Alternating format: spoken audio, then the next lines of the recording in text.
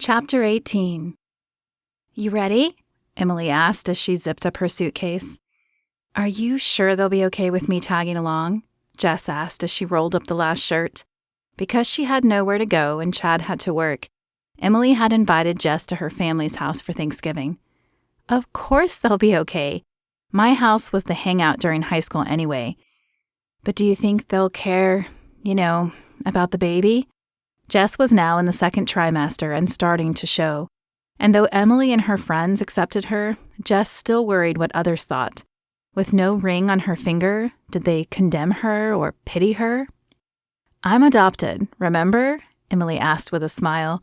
She crossed the short distance between them and flung her arms about Jess's shoulders. Stop stressing about what others think about you. You made a mistake. You repented. And now you are making the best out of a difficult situation. A lot of women wouldn't make the choice you did. I'm proud of you, and any true Christian would be too. Her words soothed a few of Jess's insecurities, and she pulled the drawstring of her duffel bag closed. As she passed the mirror on the way out of the room, Jess glanced at her reflection. The tough exterior might be fading away, but the insecure girl underneath still resided there. God, grant me confidence, she thought as she shut the door behind her. Emily's house was a 2-story brick home on the outskirts of Dallas. After the 6-hour drive, it felt good to stretch. Jess's belly wasn't big yet, but it was larger than she was used to, and so getting comfortable in the car had been harder than usual. The girls grabbed their bags from the trunk and approached the front door. You ready? Emily asked as she opened the door. Jess offered a small smile in response. Emily's house was warm and inviting and smelled of chocolate chip cookies. Emily led the way to the kitchen where a blonde woman who, surprisingly, resembled Emily greeted them. How could they look so similar while not being blood-related? Emily, she said with a wide smile. Hi, Mom, Emily said, returning the hug her mother had engulfed her in. This is my roommate, Jess. The woman turned her friendly green eyes on Jess. Hello, Jess, and welcome to our home. Thank you for having me, Jess said. Oh, Emily's friends are always welcome here. Emily probably told you our house was the unofficial hangout when she was in high school. Jess smiled at Emily. Yeah, she did. Okay, let's go drop off these bags, Emily said, leading the way to her old room. Trophies and medals lined shelves hanging on the wall. Wow, you really are an athlete, Jess said. She had never won a trophy or a medal, unless you counted the ribbons in elementary school they gave out on field days. Yeah, I played a lot, but you want to know a secret?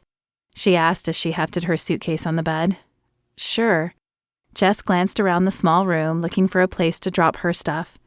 A brown roll-top desk took up most of one wall, and while there was a window seat under the 2 windows, it didn't look large or comfortable enough to sleep on. Oh, it's a trundle, Emily said, evidently noticing Jess's questioning gaze. She lifted the flowered bedskirt and pulled out a second twin mattress on a rolling platform. When it was free from the bed, she motioned Jess over. Here, help me out. There's a bar we have to press to get it to raise. Jess reached under where Emily was holding and felt a cold metallic bar. As the girls pressed it up, the mattress raised as if on a lift until it was even with Emily's bed. We'll get you some sheets and a blanket later, but for now you can put your stuff there, she said, pointing to the mattress. As Jess placed her bag on the mattress, she returned to the previous conversation. So, what's the secret you were going to share? Emily smiled a sentimental smile. I kind of feel like I miss childhood. If I could go back, I might take some time off. Not play so many games and just be a kid, Jess knew, not that she would go back to high school, but she would love to go back to early childhood when her mom was sober, and it was just her mother and her. Her mom had worked a lot then, but at least she was present every evening. She'd read Jess stories and tucked her in, and on weekends she would make smiley-face pancakes. Ready to meet the rest of the family? Emily asked, breaking into Jess's reminiscing. Jess nodded, but as she followed Emily back into the kitchen, she couldn't help wondering if she could be a mother like that, the good kind. Like before her mother had found solace for her loneliness in a bottle. Or would she end up as her mother eventually had, broken and overwhelmed? Her mother had been a teen mom, and Jess knew there was sometimes a cycle to these things. But could she break it and keep her child? The smell of turkey and sweet potatoes greeted Chad as he walked into the house. You're home! his sister Kendra yelled as she accosted him in the hallway. "I told you I would be," he said with a laugh, returning her hug. When he'd recommitted his life to Christ, he had also recommitted to his family, calling them at least once a week to keep them informed. He'd told them about Jess, but he hadn't mentioned the baby yet. It wasn't that he was hiding it, but he felt that Jess needed to be there when he had that conversation. Plus, he wanted to be firm in his decision of either keeping the baby or putting him or her up for adoption before telling them. "Come on," she said, tugging on his arm. "Lunch is almost ready and the football game is on." Chad smiled as he followed her. It felt good to be home, and while he missed Kyle, he was glad to have his family back in his life. "Hello, son," his mother said as he entered the kitchen. She dropped the spoon she was stirring a pot with and walked over to envelop him in a hug. "When are we going to meet this mysterious girlfriend of yours?"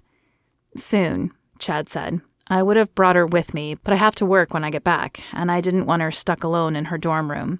"Well, that was very chivalrous of you," his sister spoke up. "But I'm starting to wonder if she's even real."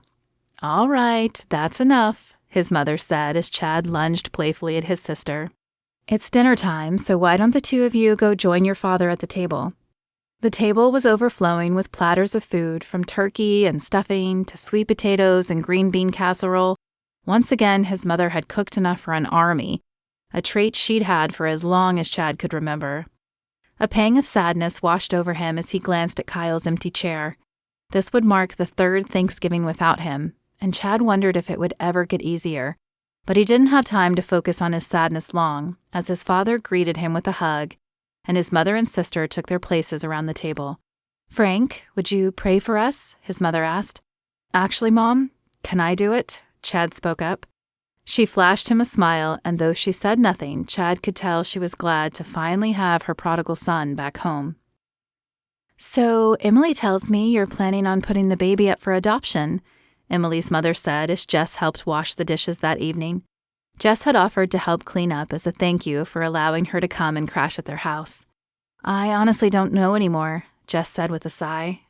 "I know adoption is the smart move because I'm young and single and know nothing about raising a baby. However, as my belly grows and I feel the strange movements, I think about what he or she might look like. Then I wonder if I'll be strong enough to give the baby away. And the baby's father is back in the picture, which makes it even harder." With a nod, her mother turned wise eyes on her. "I'm sure you're not alone in that feeling.